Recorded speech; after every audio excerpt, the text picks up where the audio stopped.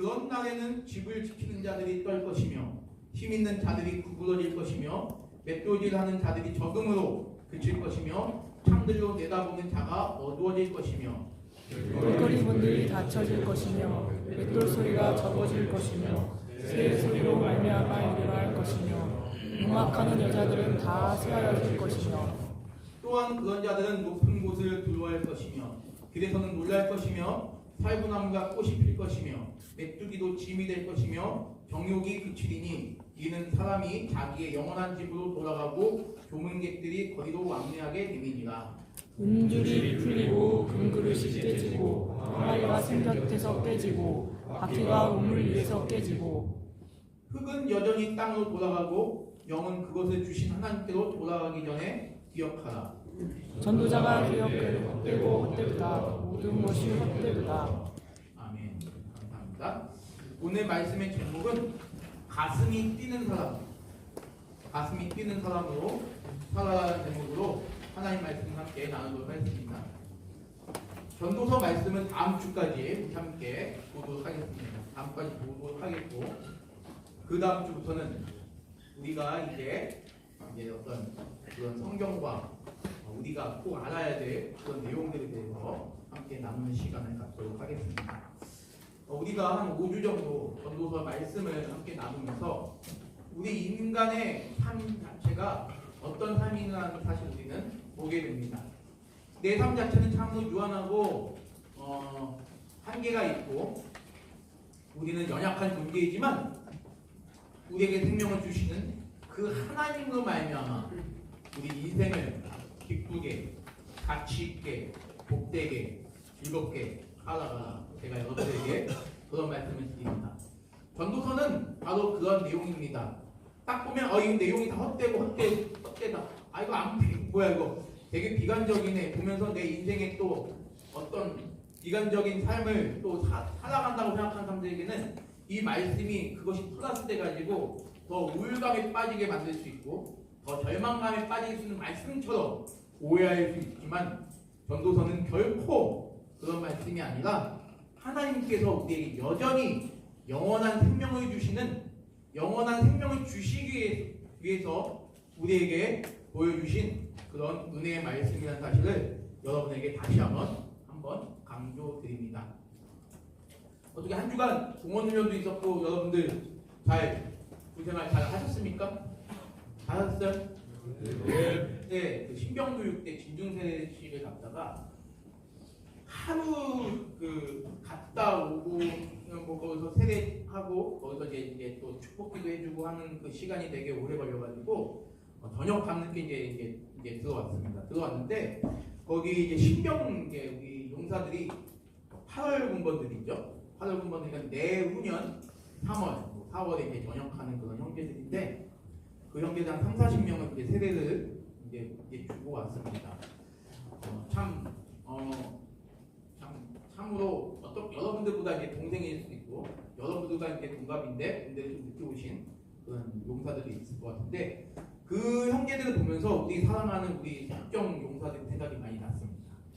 여러분들도 분명히 논산 훈련소나 아니면 우리 51사단 신병교육대나 각 신병들이 다른 이제 신교대에서 교육을 받고 우리 수도포면여단 668대대 아니면 경비대 330으로 오신 줄 알고 있는데 참 한 명 이렇게 한 명 이렇게 축복 기도를 하면서 참 많은 생각을 갖게 됐습니다. 이제 물어보거든요. 어저께도 제가 물어봤어요. 이제 제 앞에 온 한 훈련병인데 어떤 혹시 뭐 기도해 주면 좋을 내용이 있겠느냐라고 물어보니까 뭐 어머니가 아프신데 어머니를 집에 놔두시고 아버지가 없는 친구더라고요. 그래서 이제 어머니를 위해서 좀 제가 없이도 여동생이 한 명인데 여동생하고 어머니랑 둘이 살고 있는데 제가 없이도 어머니랑 여동생이 잘 살 수 있게 달라고 기도를 좀 부탁드립니다. 이제 그렇게 얘기를 하더라고요. 그래서 그런 용사들도 그리고 또 어떤 친구는 또 몸이 아픈데 뭐 아버지가 몸이 아픈데 뭐 그런 친구도 있고 그래서 이제 그런 친구들을 이제 기도를 해주었습니다. 그리고 그들에게 축복을 해주었습니다. 모든 사람들이 다 겉으로는 행복해 보일 수 있지만 어떤 고민이 하나라도 없는 사람은 아마 없어요. 가족이든지 자기 자신이든지 아니 모든 어떤 내 주변 환경과 관련해서 고민과 걱정이 없는 사람은 없을 것입니다. 하나님 저는 이제 그 용사들에게 그들에게 껴안으면서 같이 기도했겠죠. 하나님께서 우리 귀한 용사의 마음을 지키시고 어루만져 주시고 위로해 줄 줄 믿습니다. 저는 여기 앉아 있는 우리 석정교회 우리 석정용사 여러분 모두에게 그런 하나님의 은혜가 가득히 넘치기 소망합니다. 이 전도서의 말씀은 우리에게 허무감을 주는 것이 아니라 우리 인생의 궁극적인 가치, 우리 인생의 참된 소망과 위로가 무엇인가를 보여주는 말씀이다 라는 생각을 여러분이 하시고 나중에라도 전도서를 읽게 되면이 아니라 꼭 읽으십시오. 읽고 이 말씀을 통해서 우리 하나님께서 나에게 원하시는 것이 무엇인가, 나를 통하여 하나님께서 이루시고자 하신 것이 무엇인가를 여러분께서 깊이 묵상하시고 파악하셨으면 좋겠습니다. 오늘 말씀을 보면 이제 다음 주가 마지막인데 이제 쭉 제가 이제 3장까지 오다가 4장, 5장, 6장, 7장, 8장, 9장, 10장까지는 제가 건너뛰고 11장 8, 9절부터 이제 말씀을 이제 전합니다. 모든 말씀의 내용을 보면 여러분들의 인생사와 너무나 비슷한 내용들이 나머지 장들에 다 적혀 있어요. 내가 세상을 살아가면서 겪는 수많은 일들, 수많은 기쁨, 수많은 슬픔, 수많은 원치 않는 일, 수많은 행복들, 그 모든 희노애락이 늘 우리와 함께하면서 여러분의 인생은 이제 마지막을 향해서 가고 있다 라는 얘기를 성경은 하고 있습니다. 그리고 그런 얘기도 하죠. 내가 이 땅 가운데 잠시 100년, 길어야 100년 존재하고 이 땅 가운데 살아갈 때 내 이름을 기억해 준 사람은 단 한 명도 없을지라도, 내 이름을 기억해 주는 사람이 단 한 명도 없다 해서 끝나면 얼마나 허무합니까? 그러나 여기 성경에서 전도서에서 말하는 건 무엇입니까? 내 이름을 기억해 준 사람이 한 명도 없을지라도, 내가 이 땅 가운데 살아간 것을 기억해 준 사람이 한 명도 없을지라도 나를 기억해 주시는 그 한 분 하나님, 그 한 분 하나님에 대해서 전도서는 우리에게 설명하고 있습니다. 그리고 11장에 와서 여기서 무엇을 얘기합니까? 핵심은 그거예요. 청년이요, 청년들. 여러분들이 바로 그 청년들 아닙니까? 청년이요, 내 어린 때를 즐거워하라. 내 청년의 날들은 내 마음에 기뻐하라. 여기까지만 끝나면 좋은데 거기서 어떻게 말하죠? 마음에 너가 원하는 모든 것들을 네가 보고 싶은 대로, 네가 행동하는 대로, 네가 듣고 보고 네가 원하는 대로 다 행해라 라고 끝나면 좋지만 거기서 말씀하신 것이 무엇입니까? 그러나 하나님이 이 모든 일로 말미암아 너를 심판하실 것이다. 전도서의 결론은 오늘 우리가 읽은 11장 9절부터 12장까지의 말씀이 나와 있습니다. 저는 여러분에게 오늘 아주 핵심을 좀 말씀드리고 싶습니다. 뭘 말씀드리시냐면, 우리가 전도서라는 성경을 바라보니 전도서라는 성경뿐만 아니라 여러분의 일생을, 여러분 일생 가운데 일어나는 어떤 많은 사건들 있잖아요. 이번 주도 굉장히 많은 사건이 있었고, 저번 주도 굉장히 많은 사건이 있었고, 저저번 주도 굉장히 많은 사건이 있었죠. 얼마나 많은 사람들이 죽고 다치는지 몰라요. 이번에도 자동차 사고가 너무 많이 나는 한 주였습니다. 그리고 또 많은 사람들이 또 죽어갔던 한 주였어요. 늦게 휴가를 갔다가 바닷가에서 빠져 죽은 사람들도 있고, 차가 화재가 나서 차에서 죽은 사람도 있고, 그리고 헤어진 남자친구가 여자친구를 폭행해서 죽인 경우도 있고, 별의별 사건이 다 있죠. 호텔에서 화재가 나가지고 7명, 8명이 죽고, 그리고 우리나라뿐만이 아니죠. 전 세계적으로 얼마나 기근과 가뭄과 전쟁의 고통에 시달리고 있습니다. 가자 지구에서의 그 참혹한 전쟁 아직까지도 끝나지 않고 있습니다. 국제정세는 나날이 변하고 있어요. 그리고 국제정세뿐만 아니라 여러분 개개인의 사정도 날마다 변하고 있습니다. 어떤 사람은 굉장히 원치 않는 그런 비극을 당하는 사람도 많이 있고, 아무튼간 이 세상에는 이거는 그 비극과 아픔, 사고의 현장 그거에만 집중하는 사람은 그저 슬픔과 비관과 허무로 이 세상을 바라보게 될 것입니다. 그러나 나에게 늘 기쁨이 있고 나에게 행복이 있는 사람은 이 세상을 매우 그저 그냥 낙관적으로만 보는 사람도 있을 것입니다. 성경은 우리 기독교 신앙은 이 세상을 무조건 비관적으로 보라, 무조건 낙관적으로 보라고 절대 말하지 않아요. 이 세상은 이 세상까지 가지 않았대요. 여러분에게는 때로는 비관적인 일들도 생길 수 있고 낙관적인 일들도 생길 수 있습니다. 그거를 먼저 인정하자는 것이 전도서의 내용입니다. 어떤 사람이 이렇게 얘기해요. 정말 신이 있다면 왜 이 세상이 늘 행복하고 기쁘고 즐거운 일만 있어야지? 정말 신이 존재한다면 나에게 왜 이런 불행과 아픔이 존재하는가? 여러분, 여기서 핵심 무엇입니까? 바로 나예요. 나에게 집중하여 생각하는 그 사고 방식입니다. 성경은 결코 그렇지 않습니다. 성경은 믿음의 눈으로 이 세상을 바라보는 사람은 결코 나 중심의 방향성으로 세상을 해석하고 세상을 바라보고 이웃을 바라보고 어떤 사건이나 현장을 해석하는 것이 아니라 하나님께서 이 세상을 어떻게 이끌어 가시고 어떻게 지켜가시고 어떻게 보존해 가시는가에 대해서 집중하게 된다는 사실입니다.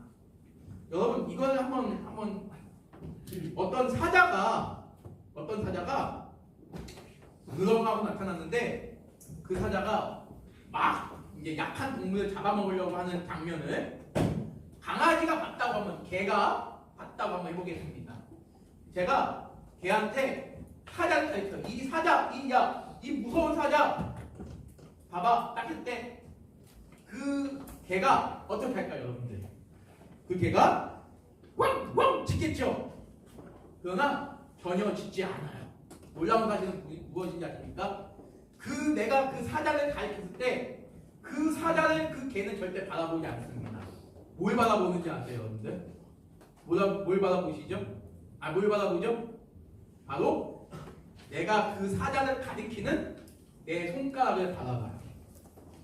그리고 내가 이 손가락 사자가 아무리 막 거기서 뭐 짐승을 잡아보고 막 모습을 보인다 할지라도 내가 손가락을 가리켰다가 사자가 아닌 다른 방향으로 손가락을 가리키면 그 개의 그 눈도 역시 내 손가락을 향해서 가게 됩니다. 그것이 동물의 방향성이에요. 여러분, 동물이 인간보다 뛰어난 건 뭔지 아십니까? 특히 개가 인간보다 뛰어난 게 뭔지 아세요? 이 후각이죠. 개는 인간보다 더 많은 그런 후각의 그 신경이 있기 때문에 더 많은 냄새를 맡을 수가 있다고 합니다. 근데 개에게서 치명적인 단점이 뭔지 아세요? 개는 50m 앞을 보일 수가 없다라고 하는 거예요. 개의 그 눈은 우리는 사람을 보면 아니면 뭐 이런 거 보면 형체를 보잖아요. 형체를 식별할 수 있지 않습니까? 근데 개는 사람이 가까이 오면 사람이 그냥 동그란 물체처럼 보인대요. 그 뚱뚱한 사람은 굉장히 동그란 것처럼 보이고 마른 사람이 약간 동그란 것처럼 보이는데요. 그렇기 때문에 개가 아무리 내가 사랑하고 내가 키우는 그 개라 할지라도 그 개가 날 보고 막 달려드는 건 내 모습을 보고 내라는 사람을 알기 때문에 달려드는 것이 아니라 그 둥그런 모습, 물론 이제 그 둥그런 주인이니까 누구나 둥그렇게 보이겠지만 나만 또 바라볼 수 있는 어떤 그런 특징이 있겠죠. 그 특징을 보고 달려오는 것이 그것이 개라고 합니다. 절대 여러분의 본 모습을 보고 달려오는 것이 아닙니다.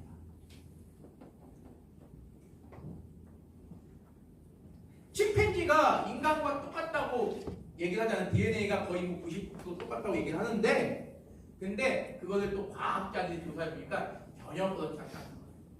아무리 침팬지가 인간과 행동이 같다 할지라도 비슷하다 할지라도 인간이 할 수 있는 그런 영역에 침범하지 못하는 것이 있습니다. 그게 바로 뭐냐면 바로 사고하는 능력, 그리고 인지하는 능력, 그리고 기억의 능력이 침팬지에게는 없다라고 하는 것이죠. 제가 여러분들에게 말씀드리고 싶은 것은 이것입니다. 아무리 동물이 인간보다 뛰어남이 있다 할지라도 만물의 영장인 인간에게는 비할 수가 없는 존재다라는 거예요. 우리는 여러분 그 까치들이 집을 지을 때 인간이 전혀 흉내낼 수 없는 방법으로 집을 짓습니다. 동물의 세계에서 까치들이 집을 짓는 방법은 겨울이나 여름이나 봄이나 똑같아요. 나무 잎사귀를 가져와서 집을 동그랗게 짓는데 그 집을 인간들이 짓는 것이 얼마나 그것이 인간들도 짓기 어려운 그런 아주 정교하고 아주 치밀하게 그 둥지를 짓는다고 합니다.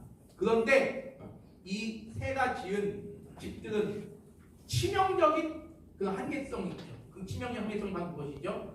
결코 변화와 성장과 발전이 없다는 겁니다. 천년이 지나도 만년이 지나도 과거의 모든 새들이 집을 지었을 때 그 모습은 지금과 예전이나 똑같다는 겁니다. 그러나 인간은 뭡니까? 인간은 발전의 기술이 있잖아요.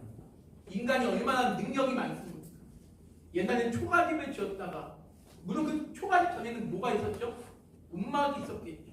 초가집 그러다가 이제 뭐 벽돌로 된 집, 아니 나무로 된 집, 벽돌로 된 집, 그러다가 1층짜리 지금은 뭐예요? 30층 넘는 아파트까지 짓는 그런 능력이 인간에게 있는 과학의 진보와 발전 동물에게는 없지 않습니다.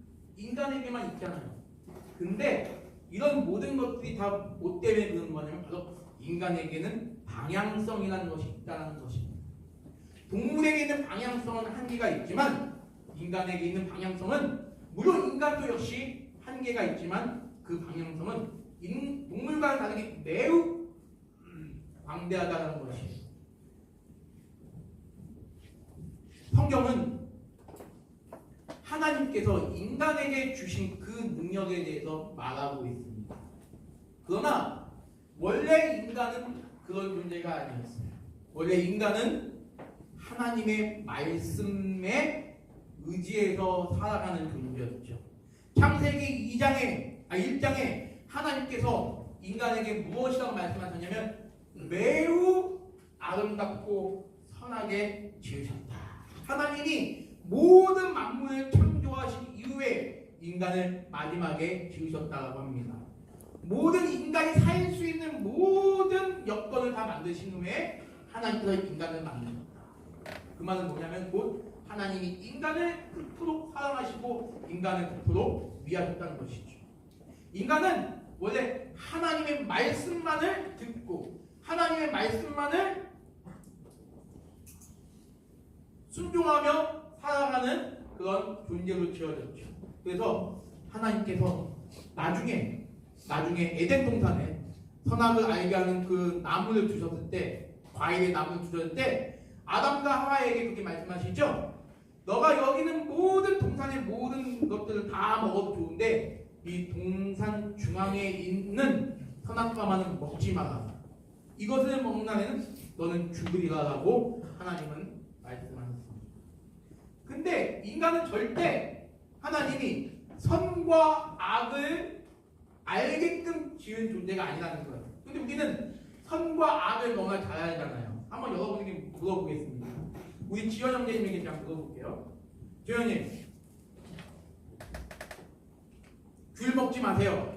자, 귤 먹지 말라고 한다면 그것이 그냥 우리의 상식으로 봤을 때 귤을 먹지 말라는 게 귤을 먹으면 죄야 이러면 제 말이 얼마나 납득이 안 가겠습니까? 그렇죠? 왜 귤 먹는 게 죄지? 그런데 자 보세요. 창세기에서 너가 이 선악과를 먹는 날에는 너는 정령 죽으리라. 자, 이게 우리 인간의 이성으로 이것이 납득이 되십니까? 아니, 이 선악과 먹는 게 왜 죄야? 내가 나쁜 짓을 한 것도 아닌데 내가 뭐 사람을 죽이거나 도둑질한 거나 내가 뭐 그런 것도 그냥 먹는 게 왜 죄지? 우리 이렇게 생각하고 있어요. 그냥 성경은 이렇게 얘기해요. 내가 명령한 것이 선이고 내가 명령한 것이 악이다. 내가 명령한 것이 선이고 내가 명령한 것이 죄다라고 성경은 얘기합니다. 오직 선과 악의 주체는 오직 하나님밖에 없다는 사실을 창세기에서는 선언하고 있어요. 그러나 인간이 유혹에 넘어가죠. 사탄의 유혹에 넘어가서 선악과를 따먹게 되죠. 그때 사탄이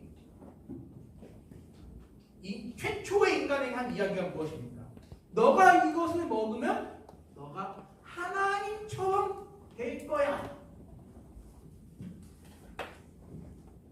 그 하나님처럼 된다는 것, 내가 주체가 돼서 내가 선과 악을 이해하고 내 중심적으로 사는 것, 이것이 바로 하나님처럼 된다는 말입니다. 그런데 이 아담과 하와는 그러한 사단의 유혹에 넘어가게 되죠. 마치 이거를 먹으면 내가 하나님처럼 될 것이라는 그 욕심이 인간을 영원한 파멸로 이끌게 된 거죠. 그래서 눈이 밝아졌어요. 성경 보니까 창세기 3장 보니까 눈이 밝아졌다. 하나님의 말씀을 어기고 선악과를 먹은 최초의 인간에게 벌어진 첫 번째 현상은 바로 뭐냐? 눈이 밝아졌다. 그럼 여러분 눈이 밝아졌다니까 긍정적으로 해석할 수 있잖아요. 어두워서 못 보았던 내 눈이 밝아졌다. 아니요. 성경은 그렇게 얘기하는 것이 아니에요. 이미 인간은 하나님이 완전하게 만드신 존재이기 때문에 늘 바라볼 수 있었다. 뭘? 이 세상을 바라볼 수 있었어요. 어떻게? 하나님이 원하시는 방향으로 바라볼 수 있었죠. 그러나 하나님의 명령을 어기는 순간 인간의 눈은 어떤 식으로 밝아졌냐? 내가 원하는 방식으로 밝아지고 내가 하나님의 뜻이 아닌 내 뜻대로 사는 방향으로 인간의 모습은 전체가 다 밝아져 버렸어요. 그러다 보니까 인간은 자신의 그런 부끄러움, 수치를 발견하게 되고 그 부끄러움과 수치를 감추기 위해서 인간에게는 무엇이 생겨났습니까? 옷이 생겨났고 문화가 생겨났고 과학의 발전이 생겨났고 그 모든 문명의 진보가 생겨나게 된 것이죠. 원래 인간은 하나님 말씀만을 먹고 사는 존재로 창조된 사람입니다. 그러나 그렇게 하나님의 말씀을 어김으로 말미암아 인간의 눈은 밝아졌고 그 인간의 방향성, 다시 말하는 그 인간의 지향성은 철저하게 나 중심의 삶으로 바뀌게 됐어요. 남이 아닌, 이타적이 아닌 내 중심, 철저히 이기적이고 철저히 개인적인 내 중심의 삶으로 바뀌어졌어요.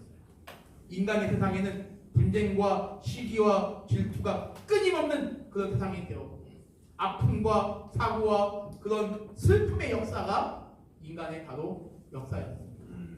그런 인간의 역사를 우리는 해결할 수가 없죠. 이 인간의 역사를 보면 그냥 그러한 눈으로 인간이 바라보기 때문에 그러한 눈으로 살아가기 때문에 인간의 세상은 바로 이런 슬픔의 세상이 된 것이죠. 늘 사건이 없는 날이 하나도 없는. 제가 여러분에게 말씀드리고 싶은 바로 무엇입니까? 이 세상을 통치하고 인도해 나가시는 하나님의 일하심을 바라볼 수 있는 믿음의 눈이 여러분들에게 임하시기를 간절히 소망합니다. 이 세상을 통치하시고 인도해 나가시는 그 하나님을 여러분이 발견해 나가실 수 있는 그런 믿음의 우리 성도들 되시길 소망합니다. 오직 하나님에게만 집중하고 그분이 창조하신 이 아름다운 세상에 여러분이 목도하셨으면 좋겠어요. 자, 여러분들에게 시 하나를 읊어드리겠습니다. 윌리엄 워즈워스라는 사람이 쓴 시입니다. 제목은 하늘의 무지개를 바라보노라면, 하늘의 무지개를 바라보노라면이라는 제목의 시입니다. 하늘의 무지개를 바라보노라면 내 가슴 설레노니 어려서도 그러했고 어른된 지금도 그러했고 늙어서도 그럴 것이니 아니면 목숨은 죽은 것이다. 아이는 어른의 아버지 그리고 내 생의 나날을 자연의 경외함에 묻혀 살고파. 자, 여러분 인생에서 가장 행복했던 시간이 언제십니까? 인생에서 여러분들의 인생에서 가장 순수하고 아름다웠던 시절은 언제시죠? 우리 연준이 형님 일포대 인생에서 가장 아름다웠고 소중했던 시간이 언제시죠? 풍경 좋은 곳으로 여행 갈 때. 저거요? 풍경 좋은 곳으로 여행 갈 때. 아, 풍경 좋은 곳으로 여행 갈 때 마음이 참 열리고 편안해지시죠. 예, 그것도 정답이에요. 여러분들 아름다운 자연을 보면서 마음의 여유와 마음의 평안을 느껴보신 적이 언제입니까? 군대 말고 여러분이 아름다운 그 거대한 어떤 푸른 산을 바라보면서 아니면 푸른 하얀 구름이 뭉게뭉게 떠다니면서 그 파란 구름을 바라보면서 여러분 자연의 그 감탄을 여러분 느껴보신 적이 언제시죠? 푸르른 동해바다 그 광활한 동해바다를 보면서 여러분 혹시 와 너무나 멋지다 이런 감격을 해보신 적이 과연 언제이십니까? 단순히 야 즐겁게 놀자 풍덩이 아니라 아 이런 아름다운 바다 이런 아름다운 하늘 와 저 뭉게뭉게 핀 저 구름 여러분 그런 느낌을 받아보신 적이 언제입니까?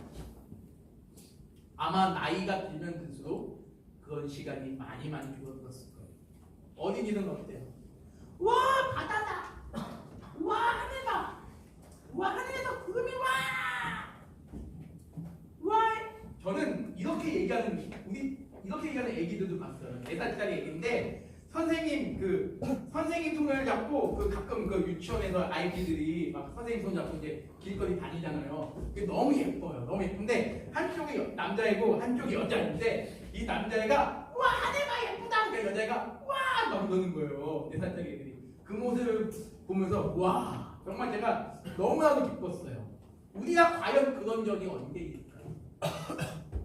여러분 입시에 찌들고 삶에 찌들다가 군대 오고 나중에 군대 제대한 다음에 또 대학교 가서 아니면 일하다가 취업 전선에서 또 이리 치고 저리 치면서 여러분 그런 경우가 얼마나 많이 있을까요?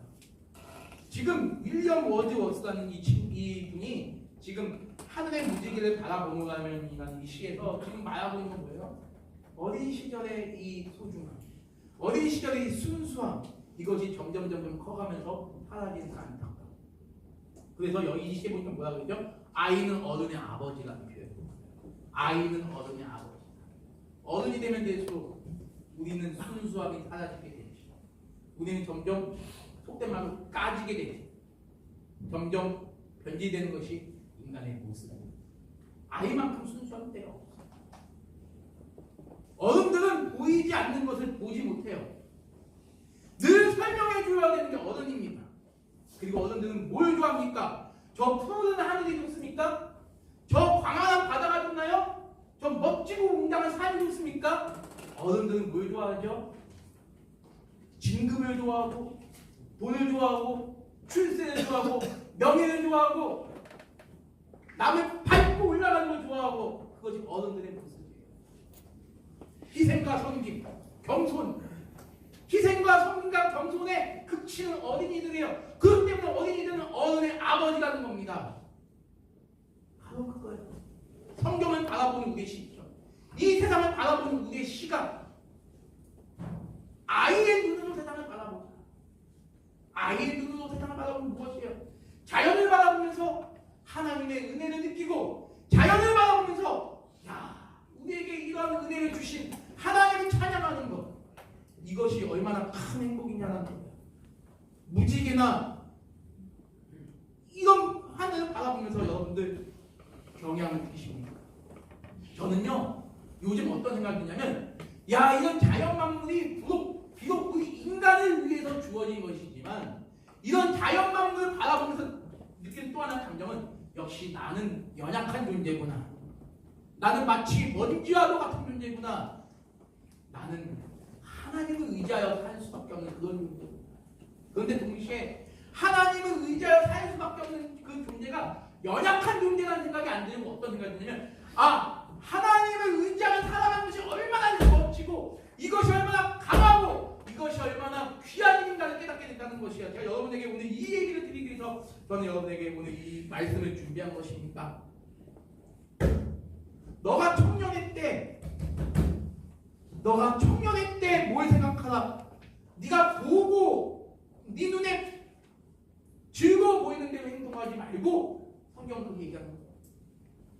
마치 구절에 즐거워하면 내 청년 날들은 마음에 기뻐하여 마음에 원하는 길로 내 눈이 보는 대로 행하라. 아니요. 그 다음 말이 있어요. 뭐예요? 이 모든 일로 말하면 하나님이 너를 심판하신다는 거예요. 전제 조건이 있어요. 하나님은 존재하신다. 두 번째, 하나님은 너를 심판하신다. 뭐예요? 너의 방향성, 너에게 집중되어 너의 방향성대로 살지 말고 뭐예요? 하나님을 의지하며 살아가는 것이 오늘 본문의 말씀이에요.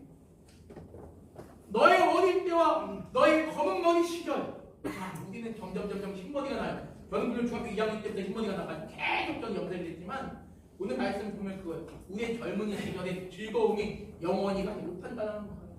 저는 여러분에게 말씀합니다. 감히 여러분에게 담대하게 말씀합니다. 여러분에게 영원한 소망, 여러분에게 영원한 즐거움은 오직 하나님이다 라는 말씀을 여러분에게 드립니다.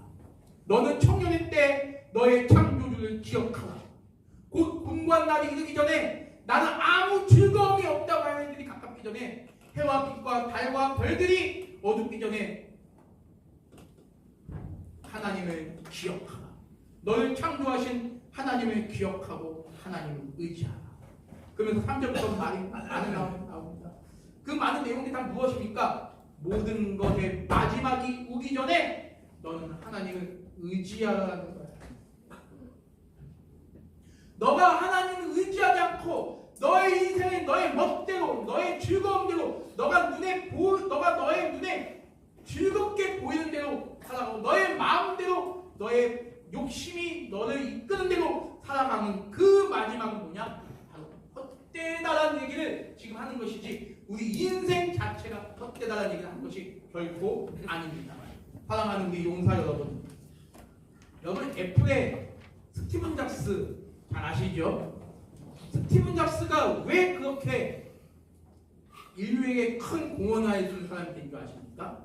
그가 고백해요. 스티븐 잡스가 평생을 봤던 시가 오늘 우리가 읽었던 이 시입니다. 이 시를 통하여 하늘을 바라보며 자연을 바라보며 나는 가슴이 뛰었다라고 얘기해요. 여러분, 세상에 이런 사건, 사고, 행복, 불행복, 기쁨, 즐거움 이거 보고 여러분 요동하지 마시고 하나님이 만드신 이 자연을 바라보면서 여러분들 기뻐하십시오.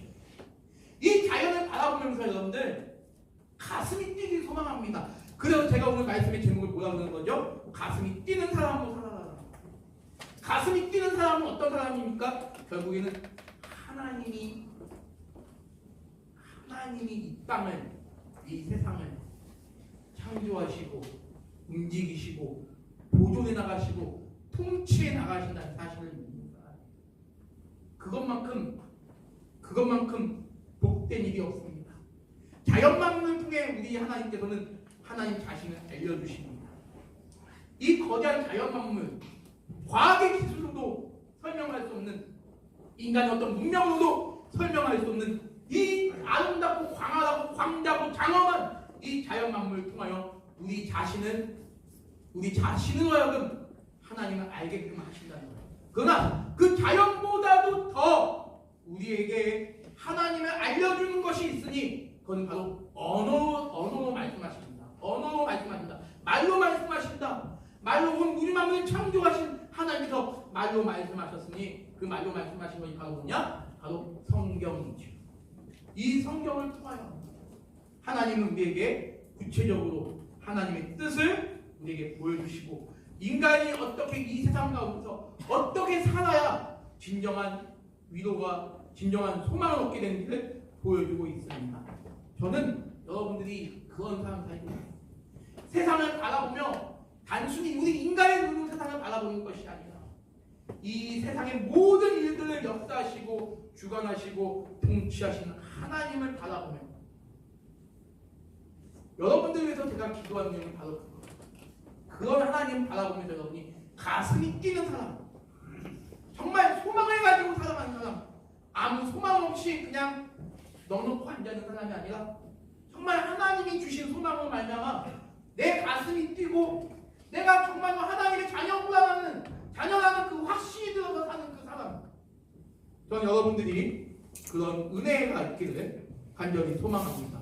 여러분들에게 그런 하나님의 은혜가 있어서 믿음으로 세상을 바라보며 믿음으로 세상을 해석하고 믿음으로 나의 가는 그 모든 그 삶의 과정을 하나님을 의지하시면서 살아갈 수 있는 우리 거룩한 우리 석경 용사들 되시기를 간절히 소망합니다.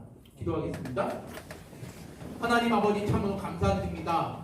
하나님 여기 앉아있는 우리 사랑하는 모든 용사들에게 믿음의 눈으로 세상을 바라볼 수 있는 은혜를 더하여 주시옵소서. 믿음의 눈으로 오직 하나님을 의지하며 살아갈 수 있는 우리 용사들에게 도와주시옵소서. 가슴이 뛰는 사람, 그냥 체념하거나 그냥 단념하거나 그냥 그 자리에 멈춰서 있는 사람이 아니라 오직 하나님을 의지하며 하나님을 바라보며 하나님 은혜 가운데 가슴이 뛰는 사람, 기쁨으로 살아가는 사람, 한 번뿐인 인생 기쁨으로 행복하게 살아가는 우리 모든 용사들 되도록 주여 인도하여 주시옵소서. 감사하며 살아계신 예수님의 이름으로 기도드립니다. 아멘.